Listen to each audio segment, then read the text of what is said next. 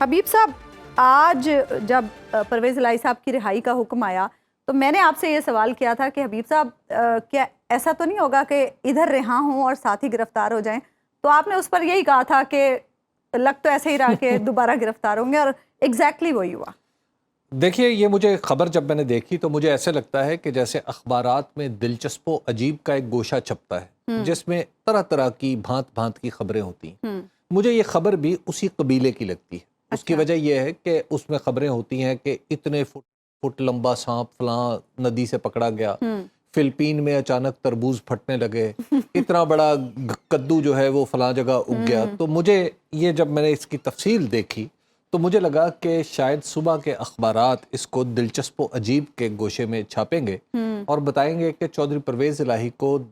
10ویں بار پکڑا گیا تو پکڑنے کا الزام بڑا مزے کا ہے۔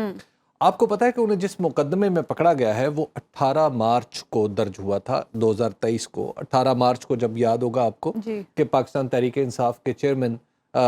جوڈیشل کمپلیکس میں گئے تھے تو وہاں کچھ ہنگامہ آرائی ہوئی تھی، توڑ پھوڑ ہوئی تھی، تو اس میں نامعلوم افراد میں چودھری پرویز الہی ہے۔ اچھا، اب آپ ذرا تصور کیجئے کہ چودھری پرویز الہی نامعلوم ہے، یعنی نامعلوم کیسے ہیں کہ وہ اسلام آباد میں قومی اسمبلی کے ممبر کے طور پہ رہے، وہ پاکستان کے واحد یا سیکنڈ ڈپٹی وزیر اعظم رہے ہیں،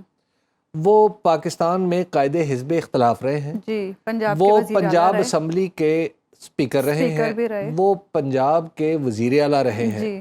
اب آپ ذرا تصور کیجئے کہ وہ شخص جو ان عہدوں پر فائز رہا ہو وہ اسلام آباد میں نامعلوم ہے۔ یعنی اب آپ ذرا تصور کیجئے اس مزے کا خیزی کا کہ جس کی بنیاد پہ اسلام آباد پولیس نے ان کو پکڑا ہے۔ اب پرابلم یہ ہے کہ جس طریقے سے ہم نے اپنے قانون کا مذاق بنا دیا ہے عثمان نعمان، ٹھیک ہے، پاکستان کی سیاست کا یہ ایک عجیب اور افسوسناک پہلو ہے کہ ہم لوگوں کو اس طرح پکڑتے ہیں اور جب وہ حکومت میں نہیں ہوتے اور جب حکومت میں آتے ہیں تو وہ لوگوں کو پکڑتے ہیں۔ لیکن اس طرح جب ہم دنیا کو کیا میسج دے رہے ہیں؟ ایک طرف ہم کوششیں کر رہے ہیں کہ پاکستان کو دنیا کے لیے انویسٹمنٹ ہیون بنا دیں، ہم کوشش کر رہے ہیں کہ دنیا میں سرمایہ کاری کے لیے پاکستان کو ڈیسٹینیشن کے طور پہ دیکھیں،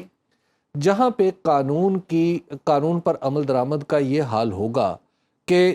اس کا ایک سابق اعلیٰ عہدیدار نامعلوم افراد میں سے ایک قرار دے کے 400 نامعلوم ہیں، ان میں سے نامعلوم افراد میں سے ایک قرار پائے گا اور اس کو دہشت گردی کا تھانہ اٹھا کے لے جائے گا عدالتی حکم کے باوجود، اور اس کو 18 مارچ کے بعد سے آج تک اسلام آباد پولیس کو ہوش نہیں آئی کہ وہ جو نامعلوم افراد تھے ان میں سے ایک یہ بھی تھے۔ اور دہشت گردی اور پرویز الہی صاحب، یہ آپ ذرا یہ کمپیریزن بھی تو دیکھیں نا۔ اب آپ دیکھیں، یہی تو اس کی میں اسی لیے تو عرض کیا کہ اس کو دلچسپ و عجیب میں چھاپنا چاہیے اس خبر کو۔ دوسری بات دیکھیے کہ یہاں پہ ان کا جو پرابلم ہے چودھری پرویز الہی صاحب کا، میں آپ کو کسی وقت ہوا، جب کبھی وقت آیا، وقت ہوا نہیں، کبھی وقت آیا تو میں 1 جون کی سٹوری بھی سناؤں گا آپ کو جب انہیں گرفتار کیا گیا تھا۔ اچھا، لیکن بہرحال وہ وقت آیا اور حالات اچھے ہوئے، یہ کہنا چاہ رہے ہیں آپ؟ اچھا، خیر، تو اب دیکھیں ان کا ہم پاکستان میں جو پاکستان تحریک انصاف کے ساتھ ہو رہا ہے اور جو چودھری پرویز الہی صاحب کے ساتھ ہو رہا ہے،